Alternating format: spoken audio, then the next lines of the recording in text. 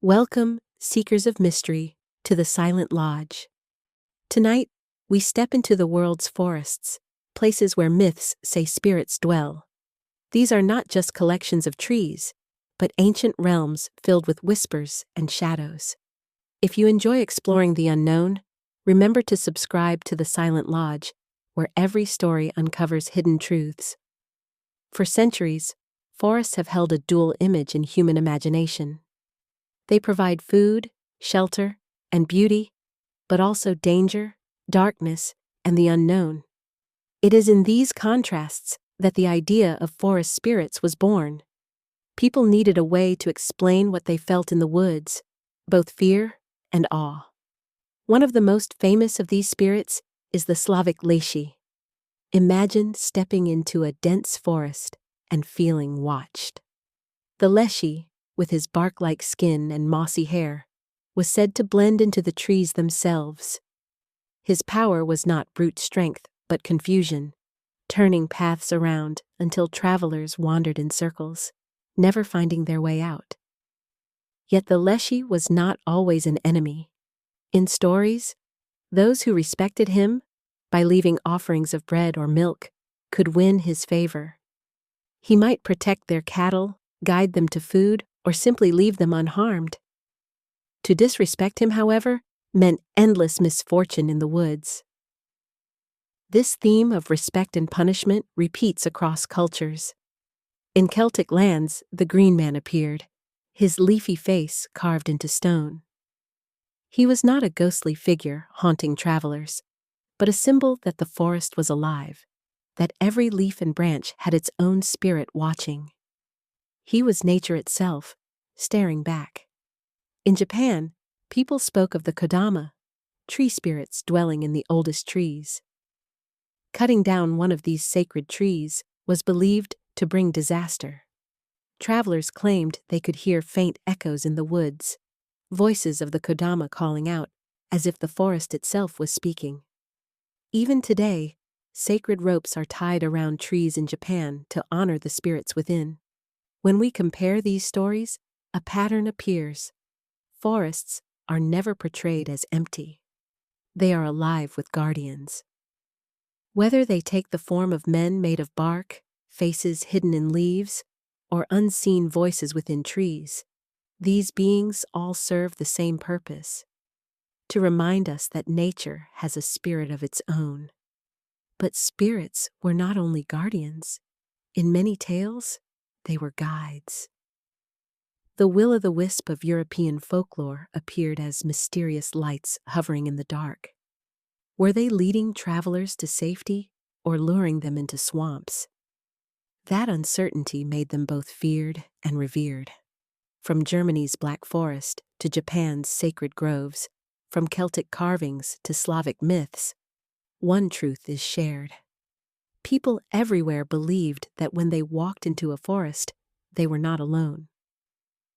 Something ancient was there before them, and it demanded respect.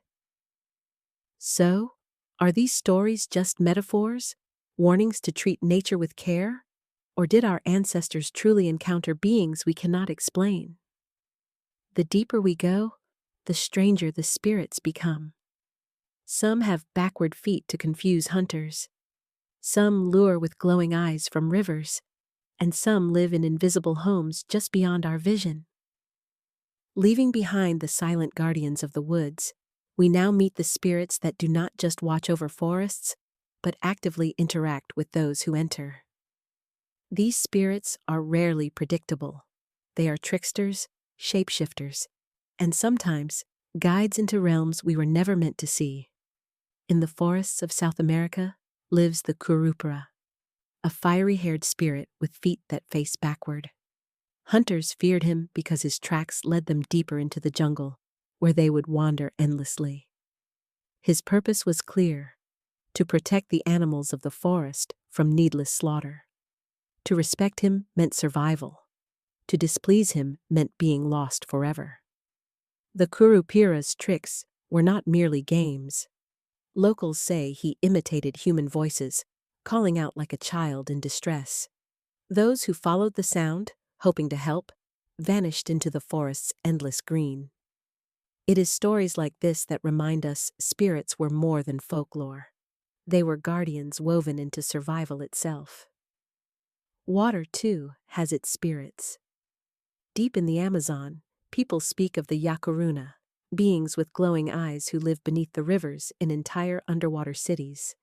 They could take human form, sometimes appearing as beautiful strangers, to lure people into the depths.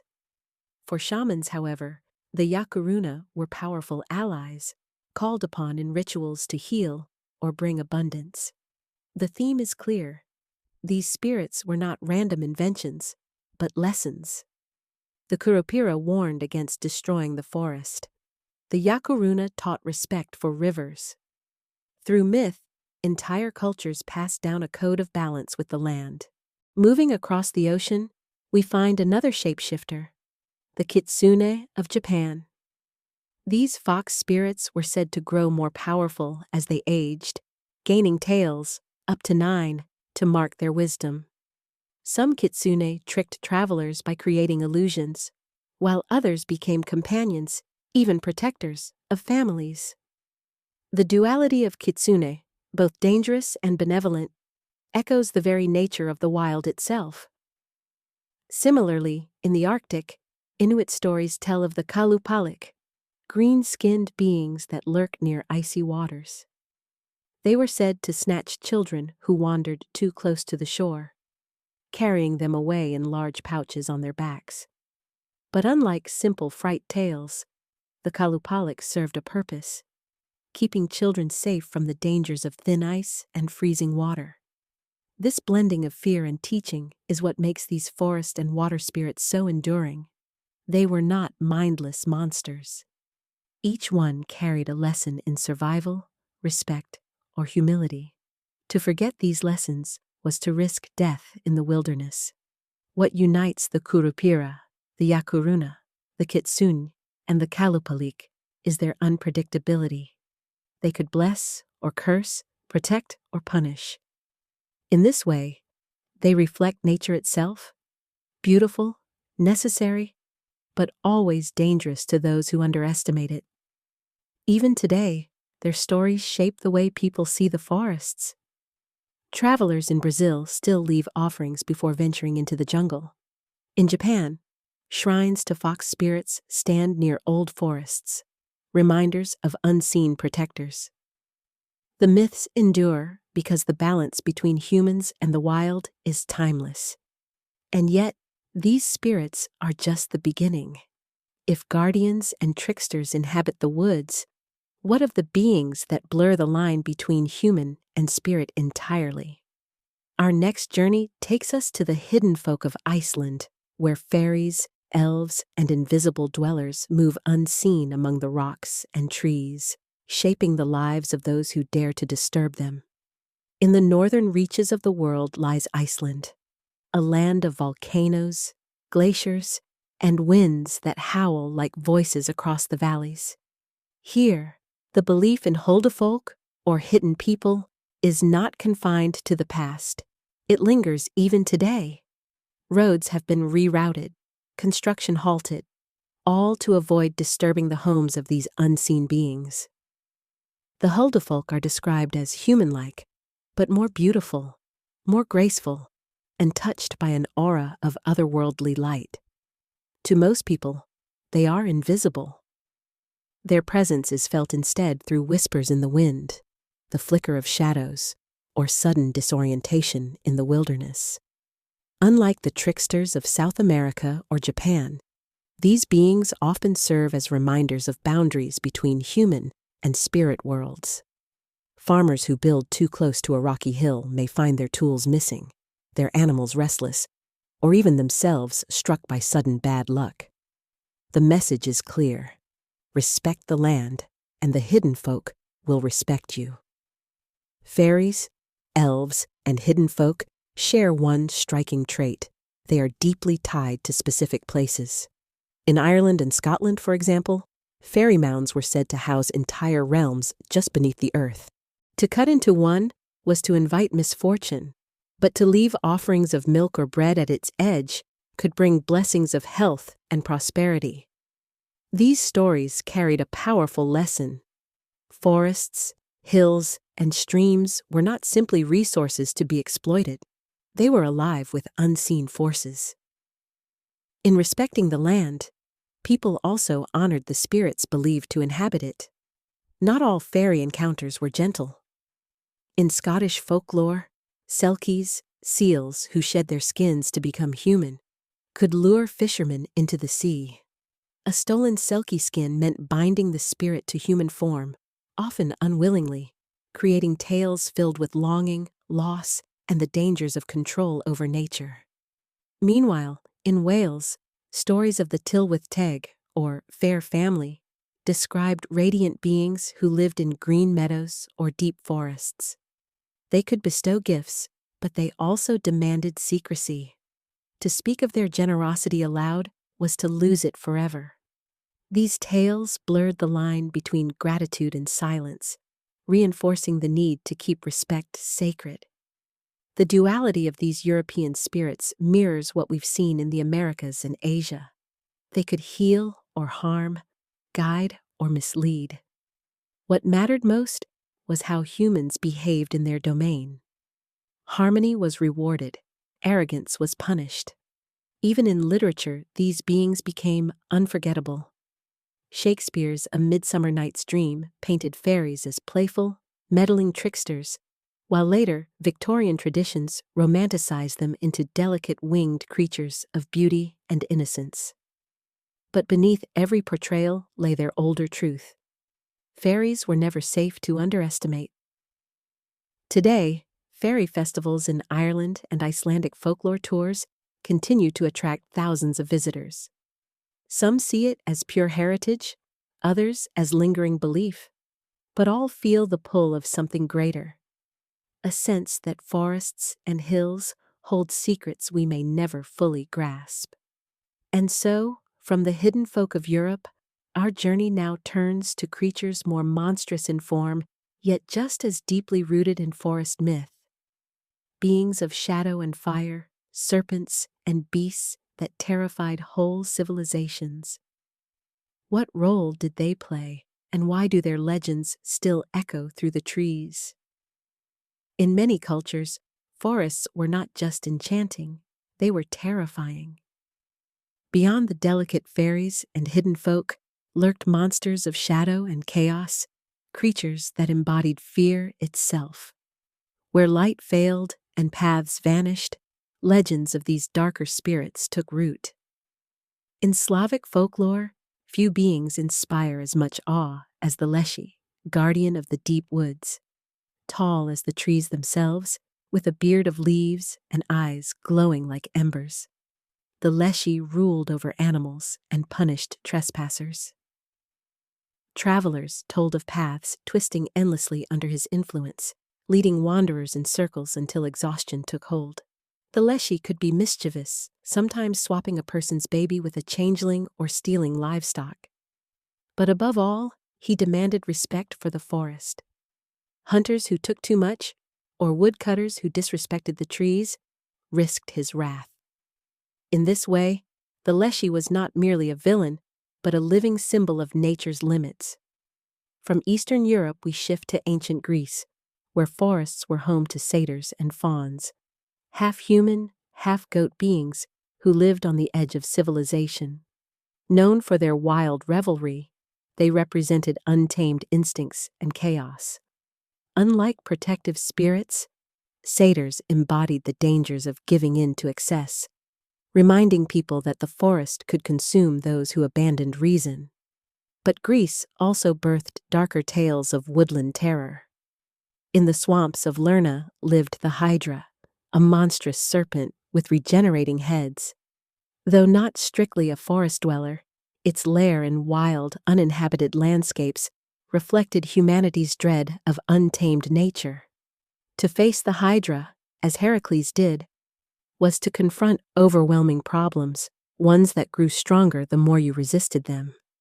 Meanwhile, Norse legends spoke of trolls, massive lumbering figures who haunted mountains and forests.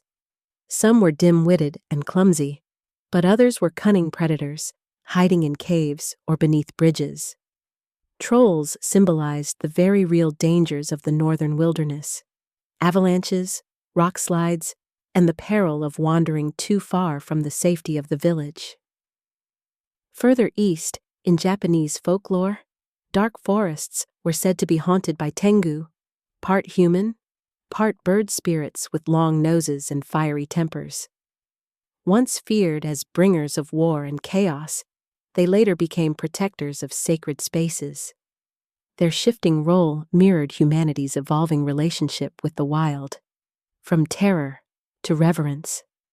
The Amazon rainforest, too, has its darker spirits.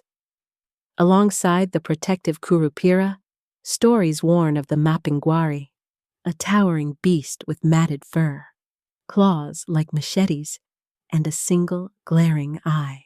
Said to emit a foul stench that left hunters disoriented, the Mapinguari was feared as a guardian of the jungle. To some, it was a mythical monster. To others, perhaps a distorted memory of prehistoric giants. Though these creatures varied wildly in form, serpents, trolls, spirits, beasts, they all reflected the same truth. Forests were places of both life and death, growth and danger. Entering them was never to be taken lightly. Even today, echoes of these monsters survive in film, books, and games. From trolls in fantasy novels to Hydra-like creatures in modern RPGs, the old fears live on in new disguises. The forest remains a backdrop for testing courage, a stage where humanity faces both external threats and inner shadows. And yet, these monsters were only half of the story. Alongside them stood protectors, guides, and benevolent guardians, spirits that reminded us of balance, harmony, and respect for nature. For every tale of terror lurking in the shadows, there are also stories of guardians and guides, spirits who protect travelers, bless communities, and keep the forest alive.